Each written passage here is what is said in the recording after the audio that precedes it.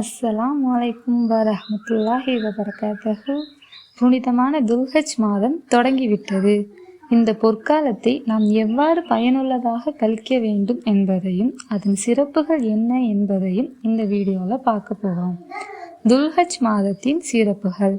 புனிதமான மாதம். துல்ஹஜ் அல்லாஹுவால் கண்ணியப்படுத்தப்பட்ட 4 மாதங்களில் ஒன்றாகும். திருக்குர்ஆன் சூரா அல் ஃபஜ்ரில் அல்லாஹ் இந்த 10 இரவுகளின் மீதும் சத்தியம் செய்கிறான். இது இந்த நாட்களின் அதீத முக்கியத்துவத்தை காட்டுகிறது.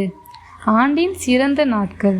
ரமலானின் கடைசி 10 இரவுகள் சிறந்தது என்றால், இந்த துல்ஹஜ் மாதத்தின் முதல் 10 பொழுதுகள் ஆண்டின் மற்ற எல்லா நாட்களை விடவும் சிறந்தவை என்று அறிஞர்கள் குறிப்பிடுகிறார்கள். அரஃபா நாள் மன்னிப்பு.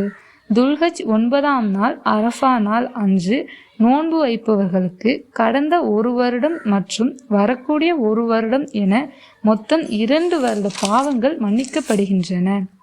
இறை நினைவூட்டல். திக்ர். இந்த நாட்களில் தஸ்பீஹ், சுப்ஹானல்லாஹ், தஹ்மீத், அல்ஹம்துலில்லாஹ், தஹ்லீல், லா இலாஹா இல்லல்லாஹ் மற்றும் தக்பீர், அல்லாஹு அக்பர் போன்ற திக்ருகளை அதிகமாக செய்ய வேண்டும். குர்பானி. ஈதுல் அல்ஹா 10ஆம் நாள் தியாக திருநாள் பக்ரீத் கொண்டாடப்படுகிறது.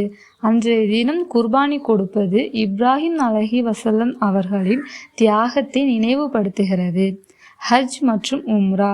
புனித யாத்திரையான ஹஜ் மற்றும் உம்ரா இம்மாதத்தில் தான் நிறைவேற்றப்படுகின்றன. இன்ஷா அல்லாஹ். இந்த அருட்கொடையான ஆண்டின் சிறந்த நாட்களில் தர்மம் செய்தும் இரவு நேர தொழுகைகளில் ஈடுபட்டும் அதிகமாக திக்ருகளை ஓதியும் நன்மைகளை தேடிக்கொள்வோம். அல்ஹம்துலில்லாஹ்.